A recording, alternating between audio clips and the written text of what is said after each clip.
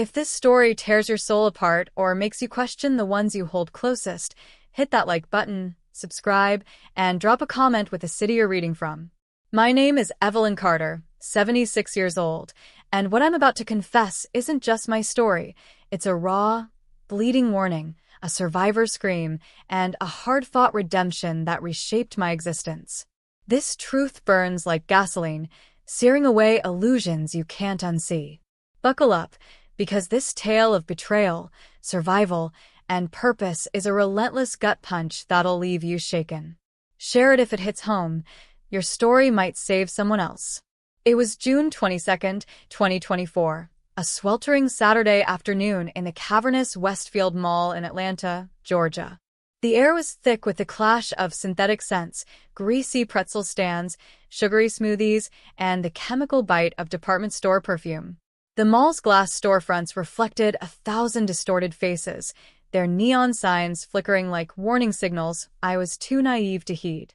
2 years earlier, in April 2022, my husband, Harold, was stolen by a stroke that struck without mercy. 50 years of marriage, his laughter, his steady hand on mine, gone in a heartbeat. My 3 children, Marcus, 53, Denise, 50, and Lila, 47, had proposed this mall outing as a family day, a rare chance to mend the distance that had grown since Harold's death. Their sudden warmth felt like a lifeline, and I clung to it, desperate to feel like a mother again, not just a widow haunting an empty house. We were sprawled in the food court, surrounded by the chaos of clattering trays, whining kids, and the low drone of 100 conversations. Marcus slouched over his phone, his real estate agent's charm dimmed but present. Denise sipped an iced coffee, her manicured nails catching the fluorescent light.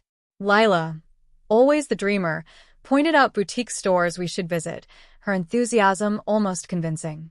For the first time in years, they asked about me, my health, my memories of Harold, my plans for the future. Their attention wrapped around me like a warm blanket, and I let myself believe we were healing. Then my phone buzzed at 2:13 p.m. An unknown number. I rarely check texts from strangers, but a prickling instinct made me glance at the screen. Walk away now. Don't tell your children. The words slammed into me like a fist. My hands trembled, the phone nearly slipping from my grip. The food court's noise dissolved into a dull roar, my pulse hammering in my ears. I stole a look at my kids, laughing over some shared joke, but their smiles now seemed jagged, like cracked porcelain masks. Another text vibrated through. Urgent. Your life is at stake. I'm in the east parking lot. Silver SUV. Trust me. My heart lurched, a wild animal trapped in my chest. Who knew I was here? Who knew my children well enough to single them out in a warning? I forced a smile, my voice brittle as old paper. I'm feeling off. Too much walking, maybe. I'm stepping outside for some air. Marcus's head snapped up, his eyes narrowing just enough to send a chill through me. Want me to come with you, Mom? No, I said, rising slowly, praying my knees wouldn't buckle. Just need a breather. I'll be back soon. Denise touched my arm, her concern polished to a sheen that felt rehearsed. Don't wander too far, okay, Mom? I nodded, clutching my purse like a shield, and shuffled toward the east exit. The mall's fluorescent lights glared down, oppressive, turning the polished floors into a mirror of my distorted reflection, a frail woman walking into a nightmare she didn't yet understand. The glass doors loomed ahead, their sheen mocking my vulnerability. In the east parking lot, the asphalt shimmered with summer heat, the air heavy with exhaust and desperation. I spotted the silver SUV, its driver's door cracked open. A woman, about 40, with short black hair and eyes etched with worry, waved me over. I knew her instantly. Lydia? My voice cracked like dry earth. Lydia Brooks had been Marcus's assistant for 6 years, managing the chaos of his real estate office with quiet strength. A single mom to a 10-year-old boy, Jamal, she carried herself with a grit I'd always admired. I'd fought to ensure Marcus paid her fairly, even covered Jamal's school fees once, when times were tight. Mrs. Carter, thank you for coming, Lydia said, her voice low, trembling with urgency. I know this sounds insane, but you're in danger. Your kids, they're planning something awful. The world tilted, the parking lot's heat warping into a suffocating haze. The distant honk of cars faded into a sickening hum. What are you talking about? Lydia glanced back toward the mall, her hands gripping the steering wheel until her knuckles whitened. We can't talk here. Get in, please. I have proof. My gut screamed to trust her. Lydia's honesty had always shone through, her tired eyes, her calloused hands, the way she never asked for more than she earned. I slid into the passenger seat, the leather hot against my skin. She pulled out, weaving through the lot toward a deserted industrial stretch nearby, cracked concrete, rusted warehouses, and chain-link fences that mirrored the decay I suddenly felt inside. Mrs. Carter, she began, parking behind a shuttered factory, its windows boarded like blind eyes. I've worked for Marcus since 2018. Last week, while organizing his office, I found documents that didn't add up. Then I overheard something that made my blood run cold. She pulled out her phone, her fingers shaking as she opened a photo. It was a bank form with my signature, dated June 15th, 2024, the family brunch at Marcus's house last weekend. Do you recognize this? I squinted at the screen. My signature, unmistakable, with its looping E and sharp C. The date sent a shard of ice through my veins. That was the brunch. They had me sign papers. They said it was for updating my insurance. Lydia's face tightened, her jaw set. Look closer. She zoomed in. The document wasn't for insurance. It authorized a transfer of $820,000, my entire savings from Harold's life insurance and our retirement fund. Another photo showed a power of attorney granting Marcus control over my assets. A third was a draft will, leaving everything to my 3 kids, erasing the veterans' charity I'd planned to support. This can't be real, I whispered, my throat closing like a vice. I was awake when I signed. I remember that day. Lydia's eyes softened with pity, but her voice stayed firm. Did you feel strange after eating? Dizzy, foggy, overly trusting. A memory clawed its way up. After the brunch, I'd felt sluggish, my thoughts tangled like wet yarn. I'd blamed the Georgia heat, maybe the lemonade they'd insisted I try. I thought it was just age. Lydia swiped to another photo, a vial labeled lorazepam for milligrams, next to an unmarked bottle of clear liquid. I found these in Marcus's desk. Lorazepam's a sedative. The other's likely a dissociative, makes you compliant, wipes clear memory. My stomach churned, the truth sinking in like poison. The brunch, their warm smiles, the papers they'd slid in front of me. It was a calculated trap. They drugged me? I'm almost certain, Lydia said, her voice heavy. But it gets worse. Last night, I overheard Marcus on a call.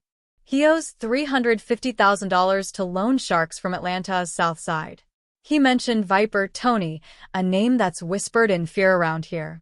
Marcus said the problem would be solved soon, that he'd have your money by next week. Why me? If they've got my signature, why not just take the money? Lydia's voice dropped to a near whisper. The bank flagged the transfer for elder fraud. They need you present, lucid, to approve it in person. And if you don't, she hesitated, then played a grainy audio from her phone. Marcus's voice, low and strained. If she won't cooperate, we'll have to make it quick. A fall in the house, something natural. The inheritance will clear in days. I clapped a hand over my mouth, while burning my throat. My own son, plotting my death with the coldness of a stranger. Lydia gripped my arm, her touch grounding me. This morning, I heard Denise on the phone, talking about a plan B, something about your staircase and accident. I called the police last night. They're investigating, but they need more evidence. They told me to get you out of the mall today. My mind spun, the food court's warmth now a grotesque lie. The mall, their laughter, their questions about my health, it was all a prelude to murder. What do we do now? We go to the police station. Detective Sarah Monroe needs your statement and a blood test to confirm the drugs. The police are searching your kids' homes as we speak. The drive to the station was a blur of Atlanta's gray streets, the city's pulse mocking my shattered reality. Warehouses gave way to peeling billboards and sagging power lines, the urban decay reflecting the rot in my family. Lydia filled the silence with more revelations. I found receipts in Marcus's office, $80,000 on a sports car for him, $60,000 in designer bags for Denise, a $150,000 condo deposit for Lila. They're drowning in debt, living a lie they can't sustain. Sitting in the police station's waiting room, its fluorescent lights buzzing like a swarm of flies, my mind dragged me back to the months after Harold's death. April 2022 had gutted me. Our Decatur home, once filled with Harold's baritone laugh and the clink of his coffee mug, became a mausoleum of memories, his worn armchair, the garden tools he'd never use again. I was a ghost, drifting through rooms that echoed with his absence. My kids had seemed like anchors then. Marcus, the eldest, visited weekly, his real estate agent's charm masking an edge I didn't see. He'd ask about my finances, saying it was to ease my burden. Denise, ever efficient, offered to handle my bills, her spreadsheets hiding her access to my accounts. Lila, the youngest, played the emotional card, crying over Harold, coaxing me to share my plans for my savings. I'd thought their attention was love, a way to fill the void Harold left. How wrong I was. I found solace in Faith Baptist Church, a modest brick building where Pastor James's sermons about resilience pulled me from the abyss. "Evelyn," he'd say, his voice warm as cedar, "grief is love's shadow. Let it guide you to purpose." I clung to his words, attending services daily, finding peace in the worn pews and the community's quiet strength. But my kids' visits grew calculated. By mid-2023, their questions turned invasive. My medications, my memory, my plans for my savings. Marcus pushed for a new will, calling it practical. Denise suggested consolidating my accounts for simplicity. Lila probed my charity plans, subtly discouraging my donations to the Veterans Fund Harold loved. The June 15, 2024, brunch was the turning point. Marcus's house, a sleek monument to debt-fueled excess, marble counters, imported art, felt warm that day. They'd plied me with lemonade, their smiles too bright, their voices too eager. "Sign these, Mom," Denise had said, sliding papers across the table. "Just routine insurance updates." I'd felt woozy, my thoughts slipping like sand through fingers. I signed without question, trusting my own blood. Now I knew they'd drugged me, exploiting my grief to steal my future. Other memories surfaced, sharp as broken glass. In late 2022, Marcus had driven me to a lawyer's office, insisting we update my estate plan for security. I'd signed documents while he hovered, his presence stifling. Denise had taken over my bank statements, claiming it was to organize my life. Lila's late-night talks, filled with tears over Harold, were fishing expeditions. She'd memorized my financial details, my charitable intentions. By early 2024, their visits grew tense, their glances furtive, their conversations halting when I entered the room. I'd blamed my loneliness, my age. Now I saw the truth. They'd been predators, circling a wounded animal. By 7:45 p.m., I was wired up in the police station, a sterile room smelling of burnt coffee and antiseptic. A technician fitted me with a microphone sewn into my blouse, a GPS tracker in my belt, and a coin-sized camera in my glasses frame. The police van, parked a block from Marcus's house, hummed with monitors and tense voices. Lydia clutched a coded phone for emergencies, her eyes fierce with resolve. Detective Sarah Monroe, a sharp woman in her 40s with a gaze that cut through lies, briefed us. 6 agents, 3 vehicles, 90-second response time. "Evelyn, you're our eyes and ears. Get them to confess, but don't confront. Stay safe." Marcus's house glowed under the Georgia dusk, its manicured lawn a facade, hiding a den of betrayal. Lydia parked, whispering, "I'll handle food and drinks. Stay sharp." I nodded, my fingers brushing the emergency pen in my pocket, its weight a cold comfort. Marcus opened the door, his hug too tight, his cologne sharp. "Mom, we were freaking out when you vanished at the mall." Denise and Lila echoed his concern, their eyes scanning me like vultures sizing up carrion. I stuck to the script. I got dizzy, wandered off. Lydia found me. The living room was a shrine to their greed: crystal chandeliers, a $10,000 Persian rug, a flat-screen TV that screamed debt. I sat on a leather sofa, flanked by Denise and Lila, while Marcus paced like a caged wolf. Lydia brought a sealed water bottle, her eyes signaling caution as she poured. "Mom, we need to talk about your finances," Marcus began, his voice smooth but strained, like a salesman losing his pitch.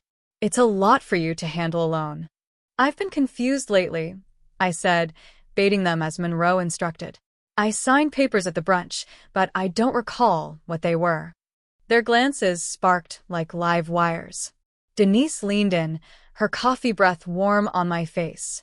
"Just insurance updates, Mom. Nothing major." I saw big numbers. Hundreds of thousands. I pressed, my voice trembling with feigned confusion. "My memory's fuzzy, but I checked my accounts after. There were transfers I didn't authorize." Marcus froze, his jaw tightening. Lila's smile cracked like thin ice. "You checked your accounts?" Denise asked, her voice splintering. "Yeah, after the brunch." I felt so strange that day, sleepy, off, like I wasn't myself. The air thickened, heavy as the humid Atlanta night outside. Marcus sat, his knuckles white against the armrest. "Mom, banks mess up sometimes. Those were probably old transactions. $820,000 isn't a mistake," I said, watching their faces collapse like a house of cards. "That's my entire savings." Silence choked the room, thick and suffocating. Then Marcus leaned forward, his voice low. "Mom, we're in trouble. We owe money, big money, to people who don't mess around." "How much?" I asked, my calm masking the storm raging inside. $350,000, Lila whispered, her eyes darting to her siblings. "To Viper Tony. If we don't pay by Thursday, he'll hurt us." "And you thought my money was the answer?" I pushed, my voice steady despite the bile rising in my throat. "By drugging me? Signing my life away?" Denise gasped, her hand flying to her chest. Marcus's eyes darkened, a predator cornered. "What are you saying, Mom?" "I'm saying I know about the lorazepam, the fake will, the plan to make my death look like an accident." The room erupted.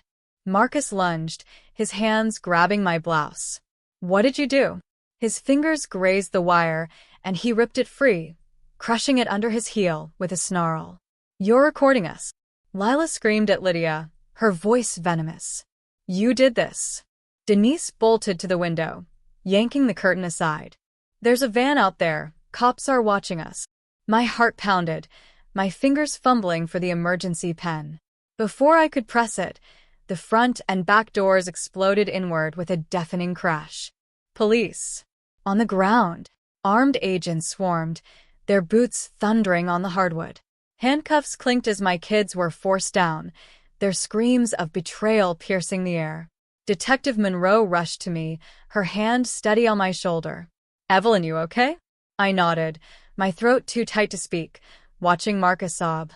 "Mom, you ruined us," Denise wailed. "We're your family." Lila spat, her eyes blazing. "You'll die alone." "You stopped being my family when you planned my murder," I said, my voice forged in iron, unyielding. The hours after the sting blurred into a haze of police interviews and revelations that cut deeper than any knife. At the station, Detective Monroe laid out the scope of their investigation.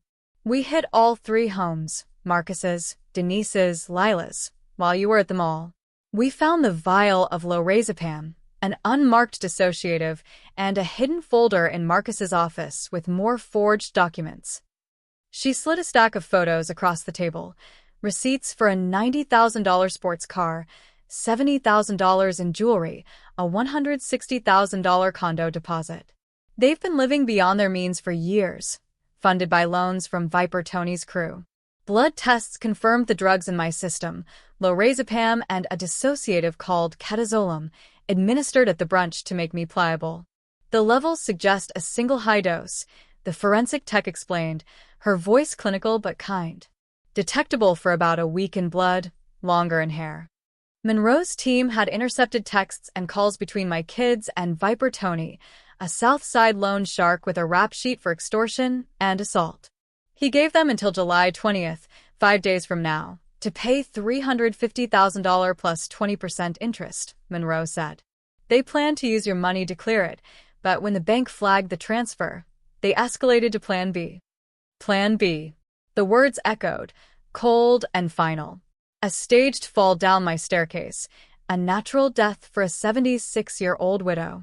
They'd researched medications to mimic a heart attack, consulted mortuaries for quick cremations to avoid autopsies. Every detail was calculated, a machine of greed oiled with my trust. Why did they need me alive for the transfer? I asked, my voice hollow. Banks have tightened elder fraud protocols, Monroe explained. Anything over $100,000 from a senior's account requires in-person verification. They needed you to sign off, lucid, or it wouldn't clear. Lydia, sitting beside me, spoke up, her voice steady despite her trembling hands. I heard Denise on the phone this morning, saying they'd handle it at Sunday's dinner if you didn't cooperate today. Monroe nodded. That's why we moved fast.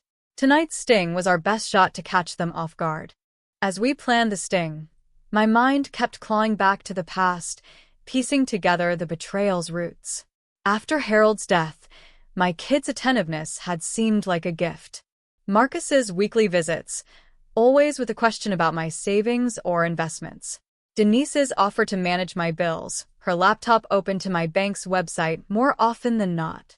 Lila's tearful talks about Harold, worming out details of my will under the guise of nostalgia. I'd been blind, grieving, seeing their presence as love when it was reconnaissance. In December 2022, Marcus had insisted on a meeting with a lawyer, Mr. Thompson, to secure my future. The office smelled of leather and ink, and Marcus's hand on my shoulder felt heavy as I signed a stack of papers. Just estate updates, Mom, he'd said. Now I wondered what else was buried in those documents. Powers of attorney, bank authorizations, traps I'd walked into. Denise's control grew subtler. By mid-2023, she'd taken over my utilities, insurance, even my charity donations, claiming it was to free me up. Her efficiency was a mask. She'd mapped my financial life. Every dollar accounted for. Lila's visits were the cruelest. She'd sit on my couch, holding my hand, her eyes wet as she spoke of Harold. Mom, what would Dad want for your money? She'd ask, steering me away from the Veterans Fund. Each conversation was a probe, a knife disguised as comfort. By early 2024, their visits grew tense, their questions sharper. Marcus asked about my medications, my memory lapses. Denise pushed for online banking access for emergencies. Lila suggested I move in with her, to keep me safe. Their coordination was flawless, a symphony of manipulation I mistook for care. The June 15th brunch was their crescendo, a warm day, a sparkling glass of lemonade, and papers I signed in a haze. They'd played me like a pawn, my grief their checkmate. The trial began September 10th, 2024, in Atlanta's county courthouse, a looming marble chamber that echoed with the weight of betrayal. The air was stale, the wooden benches hard, the room's high ceilings amplifying every whisper. I sat in the witness box, facing Marcus's defiance, Denise's crocodile tears, Lila's venomous glares. Prosecutor Rachel Hayes, a 45-year-old with a voice like tempered steel, laid out the case with devastating clarity. Audio from the sting, forged documents, drug evidence, intercepted texts. The recordings played to a hushed courtroom. Marcus's voice, cold and calculated. A fall in the house, something natural. Denise's whisper. We need her cooperative by Thursday, or it's Plan B. Lila's chilling agreement. Cremation's quick, no autopsy. Jurors shifted uncomfortably, some wiping tears, as my kids' voices exposed their monstrous intent. Lydia's testimony was a sledgehammer. For 3 days, She detailed her discoveries, the documents, the vial, the overheard calls. Mrs. Carter treated me like family, she said, her voice breaking. When I realized her own kids were planning to kill her, I couldn't stay silent. She deserved better. Her words hung heavy, jurors nodding, some visibly moved. The defense tried to spin a tale of coercion, claiming Viper Tony's threats drove my kids to desperation. But the evidence was ironclad. WhatsApp chats outlining every step of their plan, receipts for $300,000 in extravagant purchases, blood tests confirming lorazepam and ketazolam in my system. A financial investigator revealed their debts weren't from misfortune but from deliberate excess, luxury cars, designer clothes, vacations funded by usurious loans they knew they couldn't repay. Viper Tony, testifying from prison to shave time off his sentence, was a chilling figure, tattooed, smirking, his voice gravelly. The Carters came to me with a plan, he said. They knew the old lady's money, down to the cent. When the bank stalled, they suggested the accident themselves. His words were a knife, confirming my kids' agency in their crime. Marcus took the stand, his eyes pleading. Mom, we were scared. Viper would have killed us. We never meant to go through with it. I met his gaze, unflinching. You set a date, Marcus. You chose my staircase, my death. That's not fear. That's premeditation. Denise tried tears. Mom, we're your family. Doesn't that mean anything? My voice was steady, though my heart splintered. It meant everything until you valued my money over my life. Lila's testimony was the ugliest. Dad would be ashamed of you, Mom, tearing us apart. I leaned forward, my voice low but clear. Harold taught me love and justice. He'd have stopped you himself. On December 20th, 2024, the jury returned unanimous guilty verdicts, 14 years each for attempted first-degree murder, conspiracy, and fraud. Viper Tony and his crew got 17 years for extortion and assault. As Marcus was led away, he shouted, Mom, you'll regret this. I replied, my voice a quiet blade. My son died the day he chose greed over me. January 2025 dawned with a freedom I hadn't felt since Harold's death. The fear was gone, replaced by a clarity that burned like a beacon. My kids' betrayal had shattered my world, but I refused to let it define me. With Lydia's help, I founded the Harold Carter Sanctuary, a nonprofit for seniors facing family abuse. We bought a 3-story community center in Decatur, its brick walls and wide windows a symbol of renewal. Renovations took 6 months, transforming it into a haven, offices for free legal aid, rooms for therapy, classrooms for workshops on financial protection, a 24/7 hotline for those trapped in betrayal's grip. Lydia became director, her compassion and grit guiding the mission. Mrs. Carter, we've had 23 calls this week, she reported in July 2025, her eyes alight with purpose. 4 cases involve kids pressuring parents to sign over assets. One's a granddaughter stealing pension checks. The realization that my pain wasn't unique fueled my resolve. We hired 3 social workers, partnered with legal firms, and launched community seminars on spotting elder abuse. I adopted Lydia and Jamal into my heart, not legally, but in every way that mattered. Jamal, 10 and bright as a star, called me Nana Evelyn. Our routines became my lifeline.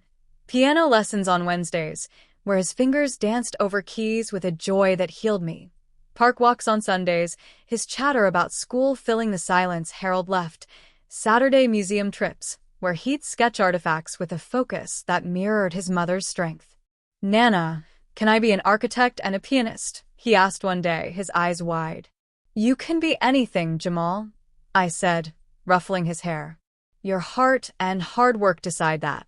My faith, deepened at Faith Baptist, anchored me.